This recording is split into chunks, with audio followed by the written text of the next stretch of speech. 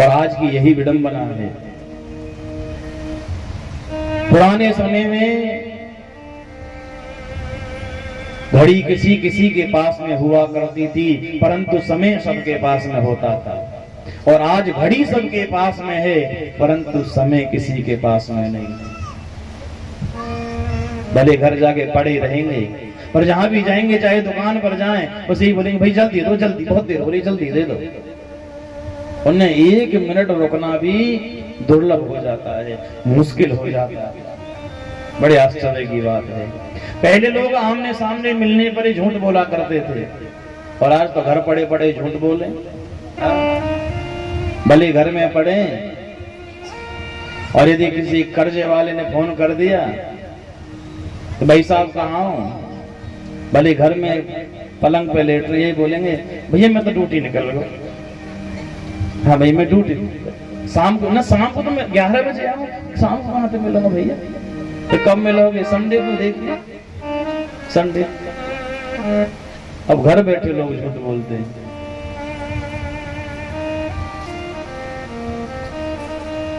और सबसे बड़ी विचारों में संकीर्णता इस मोबाइल की वजह से आई है। घर में 4 सदस्य हैं, माता पिता, 2 संतान, 2 बच्चे।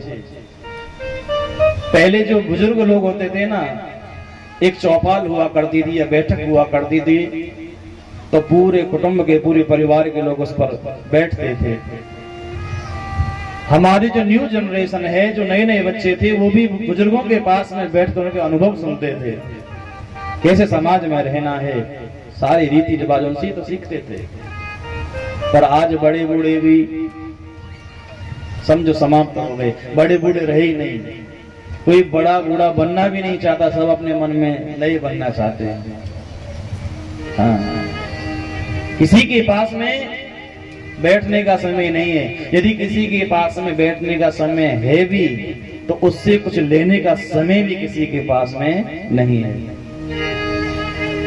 कोई बुजुर्ग को समझाने का प्रयास भी करेगा तो बच्चे कहेंगे, बाबा तुम बैठे रहे, तो मैं कछु ना आता, तुम ये मतलब कि बाबा चाहते करो। मैंने देखा है, सुना है, तब बड़ा दुख होता है। घर में 4 सदस्य हैं, शाम को सोफा पे बैठ तो जाएंगे सब, पर कोई किसी से हाल चाल भी नहीं पूछेगा। सब चप्पल सीने लगे, मोबाइल में किटपिट किटपिट लगे रहेंगे आपस में, कोई कुछ नहीं पूछेगा किसी से। अरे इतनी ही विडंबना है, मैंने शहरों में देखा है, जाते आते रहते हैं, लड़का अपने कमरे में पड़ा है, पिताजी अपने कमरे में। यदि लड़के को पैसों की जरूरत है, यदि स्कूल की फीस भरनी है, तो पिताजी से पैसे नहीं मांगते हैं, मैसेज लिख के व्हाट्सएप पर छोड़ेंगे, पिताजी 10,000 रुपए दे दो, फीस भरनी है, टिंग। पिताजी भी ये नहीं कहेंगे, पिताजी भी लिख करके मैसेज छोड़ेंगे, अपनी मम्मी से सवेरे ले जाना, टिंग। बड़े आश्चर्य की बात है। अब आप ये विचार करो कि जब माता पिता पुत्र आपस में बैठकर आधा घंटा बात नहीं कर सकते, तो प्रेम कैसे आएगा, भावनाएं कैसी आएंगी, फीलिंग्स कैसे जगेंगी। और फिर जब बच्चे जवान हो जाते हैं, माता पिता का ख्याल नहीं रखते, उनकी केयर नहीं करते, फिर ढिंडोरा पीटते हैं, हमारा छोरा तो बड़ो पैसों निकले हो। हाँ, हमारे तो कहे में ना है, सारी बहू की बात माने, बिल्कुल बहू को गुलाम बन के रहे। अरे भगवान, आप उनसे बात करते नहीं हो, वो आपसे बात करता नहीं है, आप दोनों अपरिचितों की तरह घर में रहते हो, तो आपकी बात माने तो माने कैसे? माएं भी यही कहती हैं कि मेरा छोरा मेरे बस में ना है, पहले तो मेरी खूब सेवा करे हो, पर जब तक ब्याह हो ना तो बहू को ही रहे, वही तो बहू को बनो।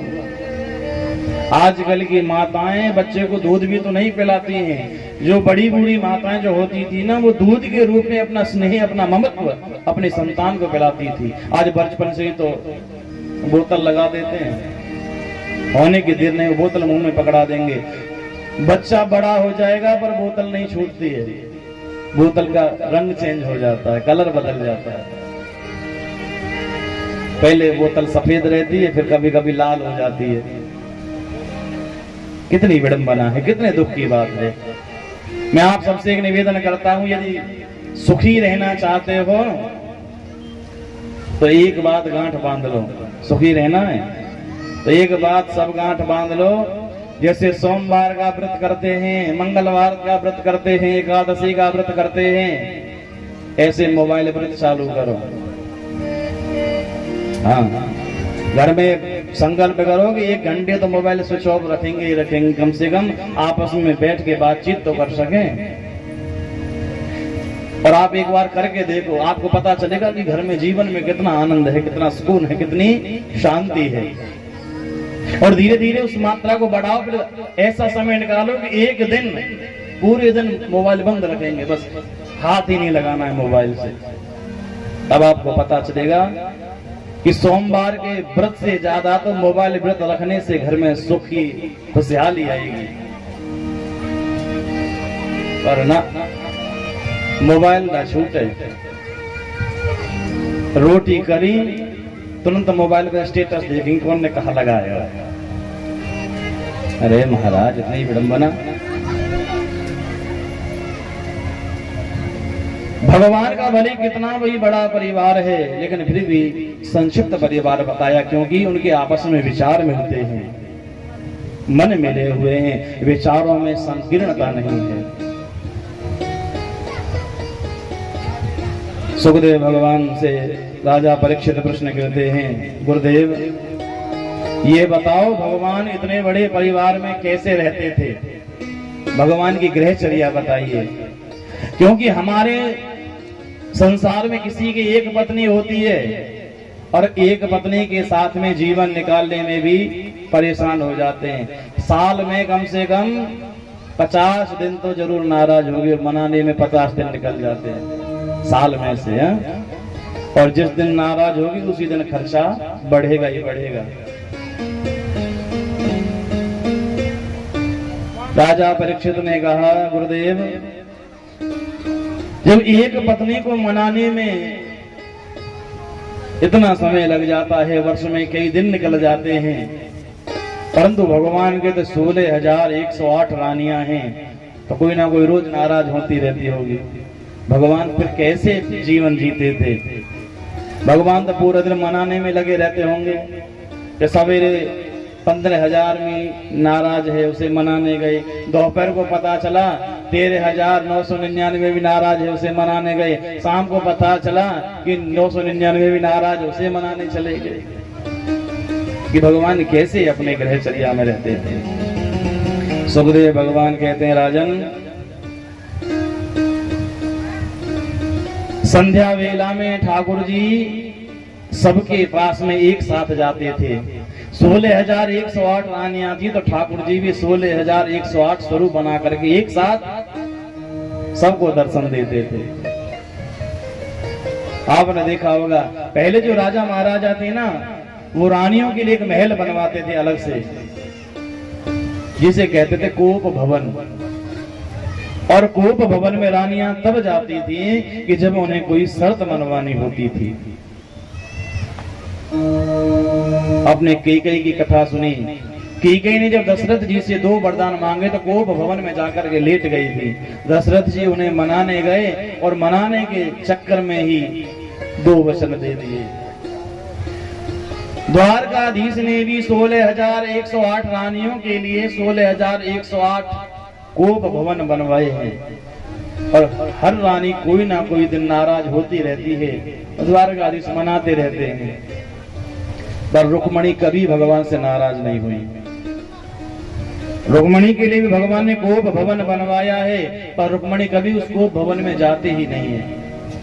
एक दिन भगवान उस कोप भवन के आगे से निकल रहे थे। द्वारकाधीश के मन में विचार आया कि चलो आज हम ही इस कोप भवन में लेट जाते हैं। रुक्मणी तो कभी नाराज होती नहीं है, आज हम ही उनसे नाराज हो जाते हैं। और द्वारकाधीश रुक्मणी के कोप भवन में जाकर पलंग पर लेट गए करवट लेकर। रुक्मणी को पता था कि ठाकुर जी संध्या वेला में आते हैं, तो रुक्मणी तो पूजा का थाल लेके तैयार खड़ी थी। पर जब बहुत विलंब हो गया, द्वारकाधीश नहीं आए, तो रुक्मणी ने सोचा कि आज द्वारकाधीश कहाँ चले गए। आज तो बहुत विलंब हो गया, दासी को भेजा, आ जाओ देख करके आओ कि द्वारकाधीश कहाँ हैं। जैसे दासी दौड़ी दौड़ी गई, कोप भवन का दरवाजा खुला देखा, और जैसे दासी ने कोप भवन में झांक करके देखा तो क्या देखती है कि कोप भवन में तो करवट लेकर पलंग पर द्वारकाधीश लेटे भये हैं। अब तो दासी भी घबरा गई, दौड़ी दौड़ी आई, कहती है महारानी बड़ा अनर्थ हो गया। रुक्मणी बोले क्या अनर्थ हो गया है? बोले कोप भवन में तो द्वारकाधीश लेटे भये हैं। रुक्मणी ने कहा कोप भवन में वो भी द्वारकाधीश? अरे कोप भवन में उनका क्या काम है, वो तो हम रानियों के लिए बना है। अब तो बड़ी चिंता हुई, रुक्मणी दौड़ी दौड़ी गई और रुक्मणी ने जाकर के पूछा, हे द्वारकाधीश आप इस कोप भवन में क्या कर रहे हैं? अरे तो हम रानियों के लिए बना है और इस प्रकार से आपको यहाँ नहीं लेटना चाहिए। आज भगवान भारी मन करके कहते हैं, देवी मैं पता है इसको भवन में क्यों लेटा हूँ। रुक्मणी बोली बताओ ना, मुझे बड़ी चिंता हो रही है कि आप क्यों लेटे हुए हो। भगवान बोले देखो हमारी और तुम्हारी कोई जोड़ी जमी नहीं, तुमने हमें क्या देखा जो हमसे विवाह कर लिया। रुक्मणी बोली अब विवाह की बात अब याद आ रही है, जब 11 बच्चे हो गए, आज से पहले कभी याद नहीं आई। भगवान बोले देवी जागे तभी सवेरा है, भले 11 बच्चे हो गए, पर मुझे आज जीवन में पहली बार मन में विचार आया है कि हमारा तुम्हारा जोड़ा को जमा नहीं। देखो रंग रूप भी नहीं जमता है, तुम कितनी गोरी और मैं कैसा काला सांवला। और हमारे कोई माँ बाप का भी ठिकाना नहीं है, कोई कहता है कि मैं नंद का छोरा हूँ, कोई कहता है मैं वसुदेव का छोरा हूँ। आज तक यही निर्णय नहीं हुआ कि वास्तव में मैं हूँ किसका। देवी हमारे अंदर कोई भी तो गुण नहीं है, तुमने ऐसा क्या देखा? हमारे अंदर एक भी गुण नहीं है, लेकिन फिर भी तुमने हमारे साथ में विवाह क्यों किया? और देखो चोर भी हम एक नंबर के, बचपन में भी चोरी की, और जब राजा बन गए तो भी मणि का आरोप लगा, मणि चोरी करने का। चोरी की आदत हमारी अब तक नहीं गई। भगवान बोले एक बात और बताऊं, मैं कोई बलशाली भी नहीं हूं। कोई हल्का राजा मिलता है तो उसे परास्त कर लेता हूँ, हरा लेता हूँ, और कोई ज्यादा शक्तिशाली मिलता है तो मैदान छोड़ के भी भाग जाता है। हाँ? जरासंध आया था युद्ध करने के लिए, तो मैदान छोड़ के भाग गया। भगवान बोले देवी सच बताऊं अभी भी कुछ नहीं बिगड़ा है। अरे बच्चों का पालन पोषण तो मैं अकेले कर लूंगा, यदि तुम चाहो तो देखो शिशुपाल तुमसे कितना प्रेम करता था, तुमसे विवाह करने के लिए डोली लेकर के आया था। यदि तुम चाहो तो अभी भी शिशुपाल से विवाह कर सकती हो। जब शिशुपाल के साथ में विवाह करने की बात कही तो रुक्मणी महारानी मूर्छित हो गई और बेहोश होकर जैसे ही गिरने लगी, द्वारकाधीश ने तुरंत चतुर्भुज रूप बनाया, 2 हाथों से रुक्मणी को पकड़ा, एक हाथ से पंखा हिलाने लगे और चौथे हाथ से जल के छींटे मार रहे हैं। छींटे मार के जब रुक्मणी को होश आया तो रुक्मणी आज भगवान से फिर भी नाराज नहीं होती है, फिर भी नाराज नहीं, इतना कहने पर भी। और आज की रुक्मणी होती ना तो सीधे नीम की बात करती फिर। हाँ, लेकिन रुक्मणी फिर भी भगवान से रुष्ट नहीं होती है, नाराज नहीं होती है। रुक्मणी ने भगवान की प्रत्येक बात का स्तुति परक अर्थ निकाला है। रुक्मणी कहती है आपने जो भी कहा ना सब सच कहा। आप कह रहे थे ना कि हमारे माँ बाप का ठिकाना नहीं है, तो सच में नहीं है, क्योंकि आप संसार के पिता हैं, जगत पिता हैं। आपका पिता कौन बनेगा? आप तो सबके पिता हैं। आप कह रहे थे ना कोई गुण नहीं है, तो ये भी बात सही है। तभी तो बड़े बड़े महात्मा जो गुफाओं में रहते हैं, कंदराओं में रहते हैं, जो ध्यान करते हैं, वो आपको निर्गुण कहते हैं। आप कह रहे थे ना आप चोर हैं, ये भी बात सच्ची है। आप 1 नंबर के चोर हैं महाराज। यदि आप चोर नहीं होते तो मैं आपके साथ में विवाह थोड़ी ही करती। आपने मेरे चित्त को चुरा लिया, आप चित्त चोर हैं। और आप कह रहे थे ना मैं मैदान छोड़ के भाग जाता हूँ, वो भी सही है। भले आप युद्ध के मैदान में खड़े हो, युद्ध करने के लिए तैयार हो, पर यदि कोई भक्त आपको याद करता है, आपका स्मरण करता है, उस भक्त के दुख दूर करने के लिए, उसके संकट दूर करने के लिए, उसके संकट हरने के लिए आप युद्ध का मैदान छोड़ के भी भाग खड़े होते हैं। इसलिए आप रण छोड़ कहलाते हो। भगवान हंस गए, कहने लगे देवी और आपने तो मेरी एक भी बात का बुरा नहीं माना है।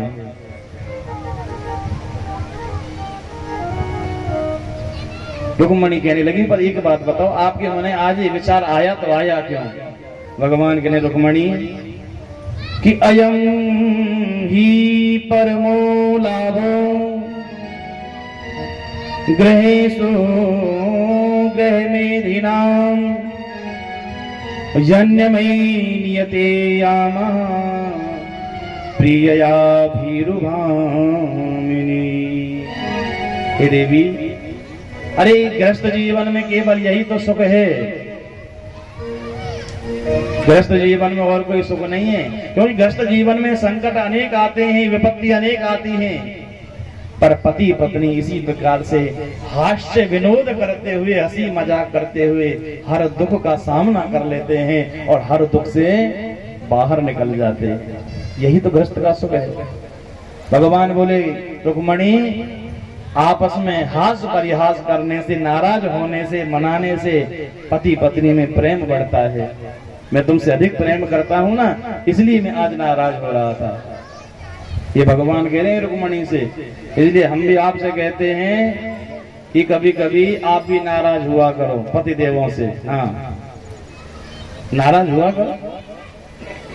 नाराज होने से, मनाने से प्रेम बढ़ता है, द्वारकाधीश भगवान कह रहे हैं। और कुछ नहीं, कुछ भी बहाना, नाराज होने के लिए बहाना क्या चाहिए है? आपकी इच्छा है, पतिदेव सब्जी ले आए बाजार से, बैंगन की था, बोला हमें तो गोभी खानी थी, आप ये क्यों लाए? इसी बात पर नाराज हो जाओ। पतिदेव अगले दिन गोभी ले आए, मैं तो अभी बोला हमें बेसन लाना था, हमें तो कढ़ी चावल बनाने थे। कोई ना कोई बहाना ढूंढ ही लो।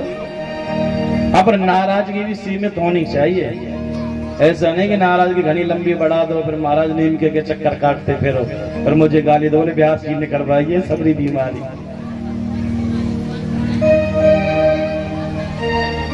वो सब रोई प्रेम बढ़ जाते कहीं।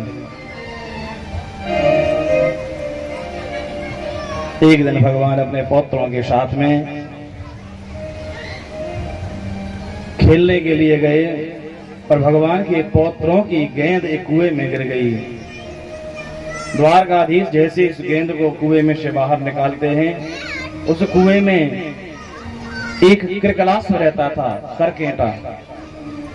जैसे उस करकेंटा का भगवान का स्पर्श हुआ तो वो करकेंटा के योनि छोड़ करके एक दिव्य स्वरूप धारण करके प्रकट हो गया। द्वारकाधीश ने पूछा कि भैया तुम कौन हो? वो करकेंटा कृकलास्व कहता है कि नृगो नाम महेंद्रोहम इक्ष्वाकु तनया प्रभो दानश्वाख्यायमानेषु यदि ते कर्णमस्पृशम। महाराज, यदि आपने दानियों की कथा सुनी हो तो दानियों में सबसे पहले मेरा ही नाम आता है। शायद कोई आकाश के तारे गिन सकता है, शायद कोई सिर के बाल भी गिन सकता है, परंतु ये कोई नहीं गिन सकता है कि मैंने कितनी गायों का दान किया है। भगवान कहने लगे बड़ा अभिमान है, अरे तूने इतना दान किया तो फिर तू ये करकेंटा क्यों बना, कृकलास्व क्यों बना? कृकलास्व कहता महाराज बस एक छोटी सी गलती हो गई। क्या गलती हो गई? कि मैंने एक ब्राह्मण को गाय का दान किया था और वो गाय उस ब्राह्मण से छूटकर पुनः मेरी गौशाला में आ गई। उस ब्राह्मण ने निवेदन भी किया था महाराज मेरी गाय तुम्हारी गौशाला में आ गई है, परंतु मैंने उस ब्राह्मण को धमका करके फिर से भगा दिया था। उस ब्राह्मण ने मुझे श्राप दिया था और मैंने दान की हुई वस्तु का दोबारा दान किया, इसलिए मुझे कृकलास्व की योनि प्राप्त हुई इस करकेंटा की। परंतु महाराज आज आपकी कृपा से मैं इस कृकलास्व की योनि से मुक्त हुआ हूं। एक दिन बलराम जी ब्रज यात्रा के लिए निकलते हैं और जैसे ब्रज यात्रा के लिए दाऊ भैया वृंदावन पहुंचे तो दाऊ भैया वृंदावन 2 महीने रुके हैं, चैत्र और वैशाख। मैया यशोदा नंद बाबा से मिले, ब्रज गोपियों से मिले। मैया यशोदा ने पूछा दाऊ अब मेरी आयु बहुत अधिक हो गई है, मुझे दिखना भी कम हो गया है। आज मैया की आयु 190 वर्ष की हो गई थी जब दाऊ ब्रज में आए।